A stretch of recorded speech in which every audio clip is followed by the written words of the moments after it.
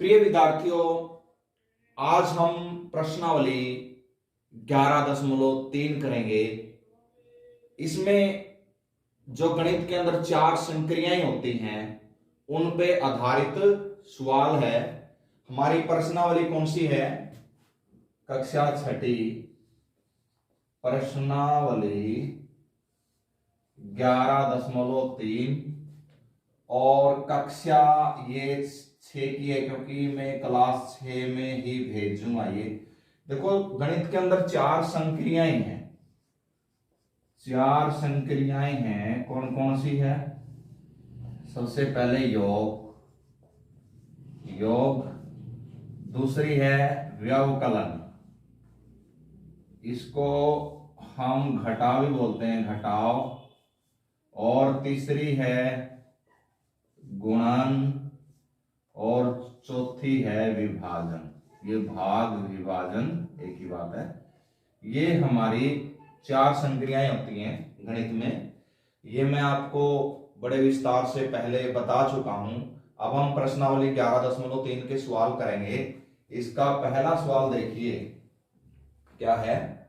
पहला सवाल है, आप 3 संख्याओं 5, 7 और 8 से संख्याओं वाले, जिसमें चर नहीं है, हमने चर शामिल नहीं करने इनमें, जितने व्यंजक बना सकते हैं बनाइए।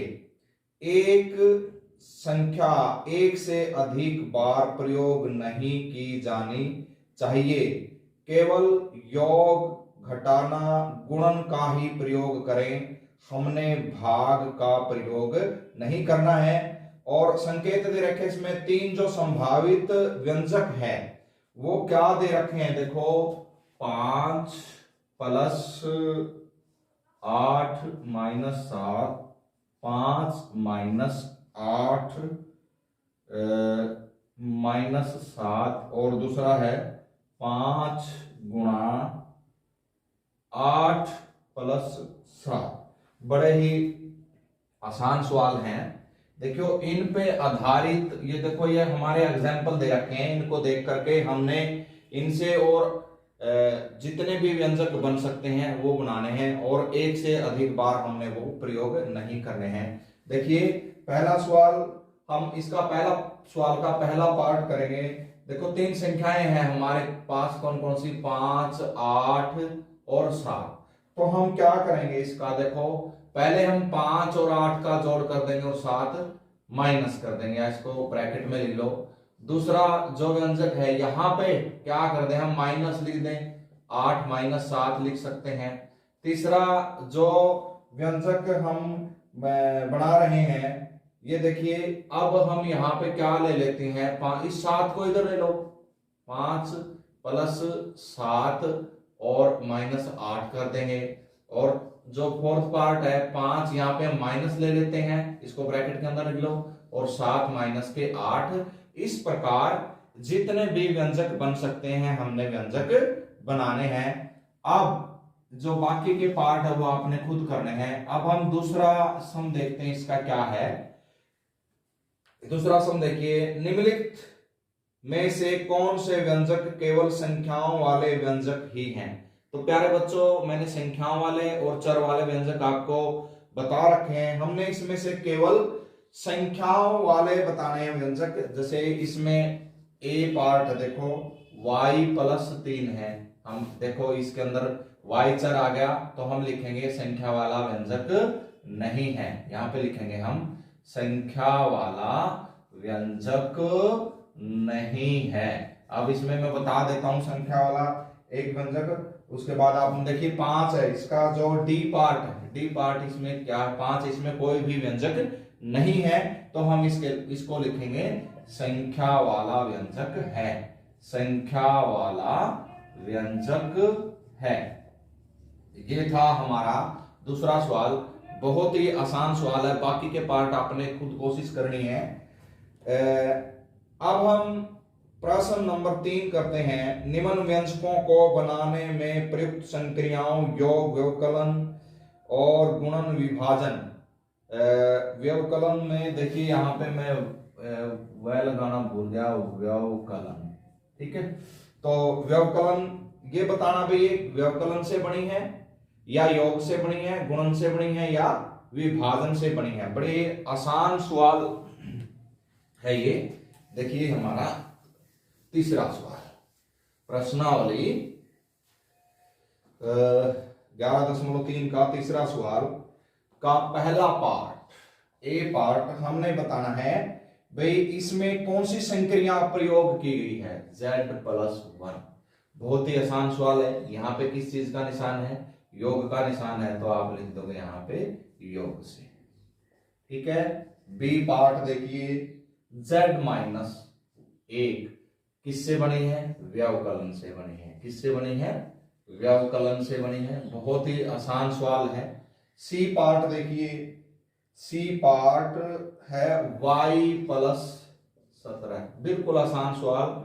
आपने ये बताना है ये जो व्यंजक बना है योग से बना है, घटाने से बना है, ये गुणन से बना है, भाग या विभाजन से बना है। तो यहाँ पे किस चीज का निशान है, प्लस का निशान है, तो हम यहाँ पे लिख देंगे किससे बना है, ये योग से। और इसके पार्ट में नहीं कराऊंगा, इस प्रश्नावली का सबसे आसान सवाल है। अब हम आ जाते हैं प्रश्नावली 11.3 के चौथे सवाल पर आ जाते हैं। प्रश्न 4, निम्नलिखित स्थितियों के लिए व्यंजक दीजिए। हमने व्यंजक बनाने हैं इनके, ये भी बहुत ही आसान सवाल है। इसको आपने ध्यान से देखना है। इसी पर आधारित जो इसका अगला सवाल है वो है, तो ये देखिए क्या है, p में 7 जोड़ना। p में 7 जोड़ना क्या है, बराबर है। देखिए ये चौथे सवाल का ए पार्ट है, p में 7 जोड़ना। बिल्कुल आसान है। हमने क्या करना है, इसमें प्लस का निशान ही लगाना है। बड़ा ही आसान सवाल है ये। अब इसका p में से 7 घटाना, p में से 7 घटाना, तो ये p में से 7 घटाना हम इसको ऐसे लिखते हैं गणित में। तो ये आपने खुद करने हैं, बाकी के पार्ट बहुत ही आसान सवाल है। अब प्रश्न नंबर 5 इसी पे आधारित है ये। प्रश्न नंबर 5, निम्नलिखित स्थितियों के लिए भी व्यंजक लिखने हैं। 5वें सवाल का ए पार्ट, 2m में 11 जोड़ना। 2m में 11 जोड़ना, इसका व्यंजक लिखना है। बड़ा ही आसान है। जैसे ये प्रश्न नंबर 4 था उसी प्रकार है सवाल नंबर 4 की तरह 5वां भी। 2m में हमने क्या करना है, 11 जोड़ना है, तो 2m प्लस के क्या हो जाएंगे, 11। अब मैं नहीं समझता, ये भी आपको समझाना पड़ेगा। अब डी पार्ट देखो, इसका एक पार्ट और करा देता हूं, बाकी आपने खुद करने हैं। डी पार्ट, y के 5 गुणे में से 7 घटाना। y के 5 गुणे में से 7 घटाना, तो ये क्या हो जाएगा प्यारे बच्चों, देखो y और 5 की गुणा करेंगे हम, 5y, इसमें से घटाना कितना है, 7 है। बिल्कुल आसान सवाल है। जो सवाल नंबर 4 और 5 एक जैसे ही सवाल हैं। अगर कोई बात समझ में ना आए तो आप मेरे से पूछ सकते हैं। अब सवाल नंबर 6, ये भी बड़ा ही आसान सवाल है। सवाल नंबर 6 का ए पार्ट देखिए, टी और 4 का प्रयोग करके व्यंजक बनाना है। हमने टी का और 4 का प्रयोग करना है।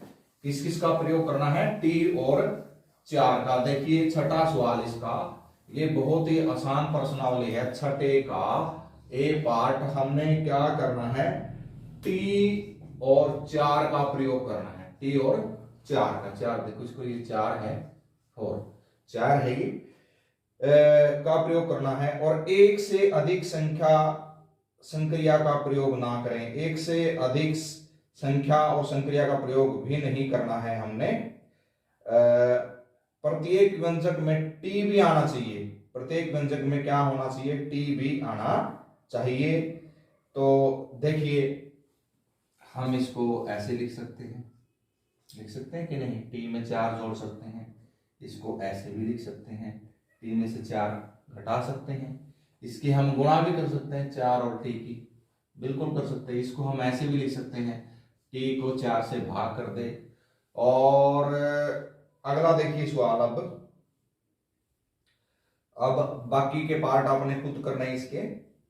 सवाल नंबर 6 का बी पार्ट, अब देखिए एक बिल्कुल इसी तरह है ये। हमने ए पार्ट में क्या किया था, 4 और टी का प्रयोग किया था। अब हमने जो छठे सवाल का बी पार्ट है, एक अंक और बढ़ गया इसमें, y 2 और 7 का प्रयोग करके व्यंजक बनाने हैं और प्रत्येक व्यंजक में y अवश्य होना चाहिए और केवल दो संख्या संक्रिया का प्रयोग करना, भिन्न भिन्न होनी चाहिए।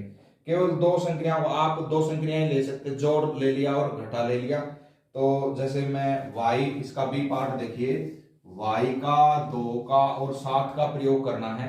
तो जैसे मैं एक एग्जांपल के तौर पे आपको करवाता हूं, इनकी 2 की गुणा कर लो, 2y और जमा क्या है 7। अब इसमें से हम क्या करते हैं, घटा भी सकते हैं 7 को। तो प्यारे बच्चों, मेरे ख्याल से आपको ये प्रश्नावली समझ में आ गई होगी। बहुत ही आसान प्रश्नावली थी, फिर भी आपको समझ में ना आए तो आपने मेरे से फोन करके जरूर बताना, सर हमें ये सवाल समझ में नहीं आया। तो आपने बार बार वीडियो देखनी है और समय का सदुपयोग करना है। धन्यवाद।